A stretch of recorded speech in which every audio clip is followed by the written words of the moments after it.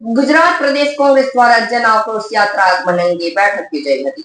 વાલિયા તાલુકા બાદ અંકલેશ્વર ખાતે કોસંબડી ગામ ખાતે યાત્રાને આવકારાશે તેમજ કોંગ્રેસના આગેવાનો દ્વારા અંકલેશ્વર વાલિયા ચોકડી ખાતે પણ વિશેષ સ્વાગત કાર્યક્રમ યોજવામાં આવશે.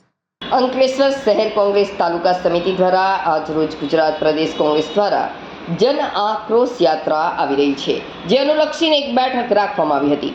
આ યાત્રાની તૈયારી માટે કોંગ્રેસના તમામ આગેવાનો સહિત જિલ્લા પ્રમુખ રાજેન્દ્રસિંહ રણાના નેજા હેઠળ આ રૂપરેખા આપવામાં આવી. આ યાત્રા ભરૂચ જિલ્લાના વાલિયા તાલુકા બાદ અંકલેશ્વર ખાતે કોસંબડી ગામ ખાતે તાલુકામાં પ્રવેશ સાથે ભવ્ય સ્વાગત કરવામાં આવશે.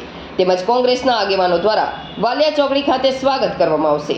આ કાર્યક્રમમાં ભરૂચ જિલ્લા કોંગ્રેસ સમિતિના પ્રમુખ રાજેન્દ્રસિંહ રણા, તાલુકા કોંગ્રેસ સમિતિના પ્રમુખ ગિરીશભાઈ પટેલ, માઇનોરિટી સેલના ઇકબાલ ગૌરી, યુવા આગેવાન વિનયભાઈ પટેલ, વસીમ ફળવાલા, રાજુભાઈ વસાવા, કોંગ્રેસ પ્રવક્તા નાજુ ફળવાલા સહિત કોંગ્રેસના આગેવાનો ઉપસ્થિત રહ્યા હતા.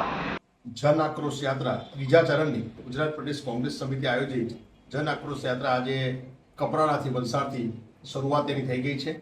ભરૂચ જિલ્લામાંથી 9 અને 10 તારીખે ભરૂચ જિલ્લામાંથી પ્રસાર થઈ રહેલી છે. 9 તારીખે અમને વાડીથી વાલિયા મુકામેથી સભા છે ને ત્યાં અમને સ્વાગત રીતે મળશે અને ત્યાંથી ભરૂચ જિલ્લામાં પ્રવેશ મેળવી અને વાલિયાથી અંકલેશ્વર આવશે.